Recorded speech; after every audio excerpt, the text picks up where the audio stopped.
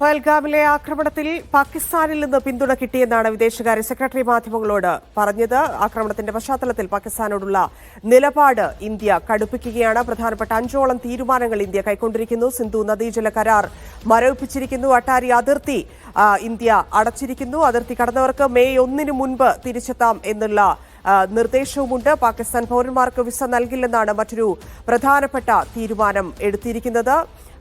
വിസയിൽ ഇന്ത്യയിലുള്ളവർക്ക് 48 മണിക്കൂർ സമയമാണ് ഇന്ത്യ നൽകിയിരിക്കുന്നത്. അതിനുള്ളിൽ ഇന്ത്യ വിടാൻ ആവശ്യപ്പെട്ടിരിക്കുന്നു. പാകിസ്ഥാൻ ഹൈക്കമ്മീഷനിലെ പ്രതിരോധ ഉദ്യോഗസ്ഥരെ പുറത്താക്കിയിരിക്കുന്നു. ഒരാഴ്ചയ്ക്കുള്ളിൽ ഇന്ത്യയിൽ നിന്ന് അവരോട് പിന്മാറണമെന്ന് ആവശ്യപ്പെട്ടിരിക്കുന്നു. ഇന്ത്യയും പാകിസ്ഥാനിലെ പ്രതിരോധ ഉദ്യോഗസ്ഥരെ തിരിച്ചു വിളിക്കും എന്നും സെക്രട്ടറി വാർത്താസമ്മേളനത്തിൽ അറിയിക്കുന്നു. PR അരവിന്ദ് ചേരുന്നുണ്ട്. അരവിന്ദ്, എന്തൊക്കെയാണ് ബ്രീഫിംഗിൽ പ്രധാനമായി പറഞ്ഞിരിക്കുന്ന മറ്റു കാര്യങ്ങൾ?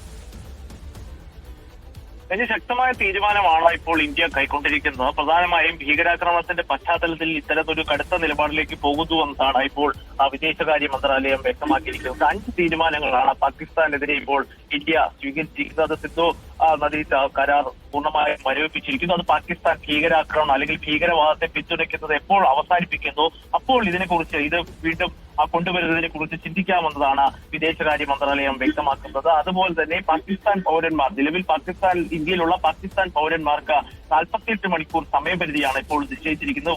ഉടൻ തന്നെ മടങ്ങിപ്പോകണം. പുതിയ പാകിസ്ഥാൻ സ്വദേശികൾക്ക് ഇന്ത്യൻ വിസ അനുവദിക്കില്ല എന്നും ഇപ്പോൾ വിദേശകാര്യ മന്ത്രാലയം വ്യക്തമാക്കുകയാണ്. ഇന്ത്യ പൂർണ്ണമായും പാകിസ്ഥാനുമായുള്ള നയതന്ത്ര ബന്ധം പരിമിതപ്പെടുത്തുകയാണ്. ഒരു തരത്തിൽ ബന്ധം വിച്ഛേദിക്കുകയാണെന്ന് തന്നെ വ്യക്തമാകുന്നത്. കാരണം പാകിസ്ഥാൻ ഭീകരവാദത്തെ പിന്തുണയ്ക്കുന്നുവെന്ന് തന്നെ ഇന്ത്യ ഉറച്ച നിലപാടെടുക്കുന്നു. പഹൽഗാമിലെ ഭീകരാക്രമണത്തിന് പാകിസ്ഥാൻ പിന്തുണയുണ്ടെന്ന് തന്നെ ഇത്തരം തീരുമാനത്തിലൂടെ ഇപ്പോൾ ഇന്ത്യ വ്യക്തമാക്കുകയാണ്. ഇതുകൂടെ തന്നെ പാകിസ്ഥാൻ ഹൈക്കമ്മീഷനിലെ അംഗങ്ങളുടെ എണ്ണം പരിമിതപ്പെടുത്തുവാനും ആക്ടിവിസ്റ്റ് വിദേശകാര്യ വിദഗ്ധ കൂടിയായ മാളവിക ബിന്നി ചേരുന്നു. ശ്രീമതി മാളവിക, ഇത്തരത്തിലൊരു തിരിച്ചടിയായിരിക്കും ഇന്ത്യയുടെ ഭാഗത്തു നിന്ന് പാകിസ്ഥാൻ ഉണ്ടാവുക എന്നായിരുന്നു പ്രതീക്ഷിച്ചിരുന്നത്. ഇപ്പോൾ എടുത്തിരിക്കുന്ന തീരുമാനങ്ങളിൽ താങ്കളുടെ അഭിപ്രായം?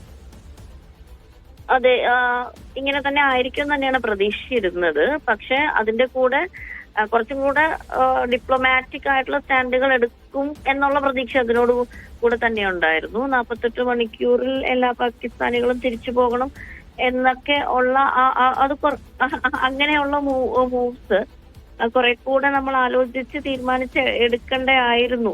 കാരണം ഇതൊരു ഗ്രാൻഡ് സ്റ്റാൻഡിംഗ് ആണ് ഇവിടെ സംഭവിക്കുന്നത്. നമ്മൾ എന്തെങ്കിലും ഒക്കെ ചെയ്യുന്നു എന്ന് സ്വന്തം ജനതയെ ബോധ്യപ്പെടുത്താൻ ശ്രമിക്കുന്ന ഒരു കേന്ദ്ര ഗവൺമെന്റിന്റെയും ഇവിടെ നമുക്ക് കാണാൻ പറ്റുന്നു. അത് ഒരു കാലഘട്ടത്തിന്റെ ഒരു ആവശ്യവും കൂടെ ആണ് എന്ന് നമ്മൾ മനസ്സിലാക്കുമ്പോൾ തന്നെ നാട് വിടാൻ പറഞ്ഞു എന്നൊക്കെയുള്ള ഒരു തോന്നലുണ്ടാക്കുമല്ലോ ആളുകളിൽ, അല്ലേ?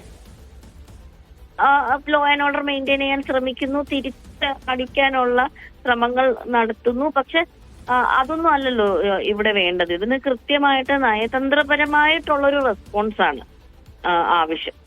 അത് പെട്ടെന്നുള്ളൊരു റെസ്പോൺസിനെക്കാളും ഇതൊക്കെ കാരണം 2 പ്രോബ്ലംസ് ഇവിടെ ഇന്ത്യ നേരിടുന്നുണ്ട്. ഒന്ന്, പാകിസ്ഥാനിൽ നിന്നുള്ള ഇൻഫിൽട്രേഷന്റെ ഇഷ്യൂസ് ഉണ്ട്. പാകിസ്ഥാൻ ഇപ്പോൾ നിൽക്കുന്ന അവരുടെ ഇന്റേണൽ ആയിട്ടുള്ള പ്രോബ്ലംസ് ഉണ്ട്. അപ്പൊ അവരുടെ ഇന്റേണലും ഇന്റർനാഷണലും ആയിട്ടുള്ള പ്രോബ്ലംസ് എപ്പോൾ പാകിസ്ഥാൻ നേരിടുന്നോ ആ സമയങ്ങളിലെല്ലാം തന്നെ ഇന്ത്യയെ കരുവാക്കാറുണ്ട്. ഇന്ത്യയിൽ ഒരു കമ്മ്യൂണൽ പ്രോബ്ലം സൃഷ്ടിക്കാൻ ശ്രമിക്കാറുണ്ട്.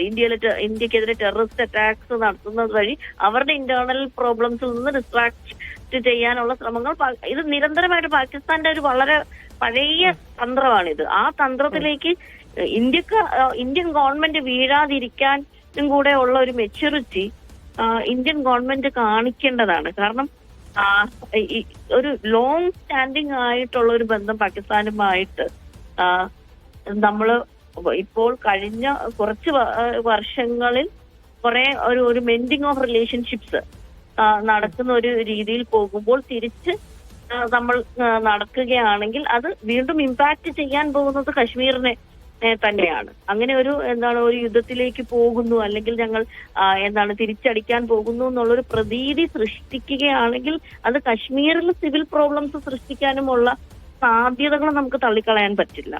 അതുകൊണ്ട് ഇവിടെ വേണ്ടത് ഒരു കണ്ണിന് പകരം കണ്ണ്, ഒരു പല്ലിന് പകരം പല്ല് എന്നുള്ള രീതിയിലുള്ള ഒരു ഇമോഷണൽ ആയിട്ടുള്ള റെസ്പോൺസ് അല്ല ആവശ്യം. മെച്യൂരിറ്റി കാണിക്കേണ്ട, കാരണം നമ്മളൊരു സെക്യുലർ കൺട്രിയാണ്.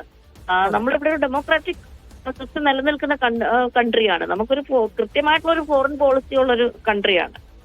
അപ്പൊ ആ ഒരു ലെവൽ ഓഫ് ഇന്റർനാഷണൽ ഡിപ്ലോമസിയും ആ മെച്യൂരിറ്റിയും ഇന്ത്യയാണ് ഇവിടെ കാണിക്കേണ്ടത്. ഈ സൈനികമായിട്ടുള്ളൊരു തിരിച്ചടിയുമായി ബന്ധപ്പെട്ട് അത്തരത്തിലുള്ള ഒരു സൂചന പാകിസ്ഥാനെ സംബന്ധിച്ചുണ്ട്. കാരണം തിരിച്ചടിക്കാൻ സാധ്യതയുണ്ട്. 2019 ബാരാമുള്ളയൊക്കെ വെച്ച് ആലോചിക്കുമ്പോൾ അങ്ങനെ അവർ മുൻകരുതലുകൾ എടുക്കുന്നുണ്ട്. പക്ഷേ നിലവിലെ സാഹചര്യത്തിൽ ഇന്ത്യ ഏത് തരത്തിലായിരിക്കും സൈനികമായി നീങ്ങാനുള്ള സാധ്യത? മിലിറ്ററി പ്രസൻസ് വർദ്ധിപ്പിക്കാൻ തന്നെയാണ് സാധ്യത. പിന്നെ നമ്മൾ ഇതിനു മുമ്പുള്ള ഒരു ഇന്ത്യയും നമ്മുടെ പർട്ടിക്കുലർ ഇപ്പോൾ നമ്മുടെ പൊളിറ്റിക്കൽ ഹെമ്മിൽ ഇരിക്കുന്ന പാർട്ടി ഇതിനു മുമ്പും അധികാരത്തിലുള്ള സമയങ്ങളിൽ ഉണ്ടായിരുന്ന റെസ്പോൺസുകൾ നമ്മൾ നോക്കുകയാണെങ്കിൽ ഒരു തിരിച്ചൊരു മിലിറ്ററി അറ്റാക്ക് എന്നുള്ള ഒരു രീതിയിൽ തന്നെ ചിന്തിക്കാനുള്ള സാധ്യതയാണ് ഇവിടെ കാണുന്നത്. നമുക്ക് ആഗ്രഹിക്കാനും നമുക്ക് പ്രത്യാശിക്കാനും മാത്രമേ പറ്റുള്ളൂ അങ്ങനെ ഒരു സിറ്റുവേഷനിലേക്ക്. കാരണം വളരെ ഈസിയാണ് ഒരു വാറിലേക്ക് നയിക്കുന്നത്. അത് കാരണം എല്ലാവരും ഇന്ത്യയിൽ ഇപ്പൊ നമ്മൾ പൊതുജനം പോലും വളരെ ഇമോഷണൽ ആയിട്ട് നിൽക്കുന്നത്. അതാരും ഇമോഷണൽ ആയി പോകും. അങ്ങനെയുള്ള രംഗങ്ങളാണ് നമ്മൾ കണ്ടതും. അത് ഭയങ്കര ഇവോക്കേറ്റീവ് ആണ്. അതുകൊണ്ട് അങ്ങനെ ആ ഒരു സന്ദർഭത്തിനെ ഒരു രാഷ്ട്രീയ ലക്ഷ്യത്തിന് വേണ്ടി മുതലെടുക്കുന്ന ഒരു സാഹചര്യത്തിലേക്കും പോകരുത്. കാരണം നമ്മൾ എപ്പോഴും ഒരു ലോങ് ടേം വിഷനിൽ നമുക്ക് പൊളിറ്റിക്കൽ അഫയർസിനെ കാണാൻ പറ്റണം. അതിന് വലിയ സമചിത്തത ആവശ്യമാണ്. അത്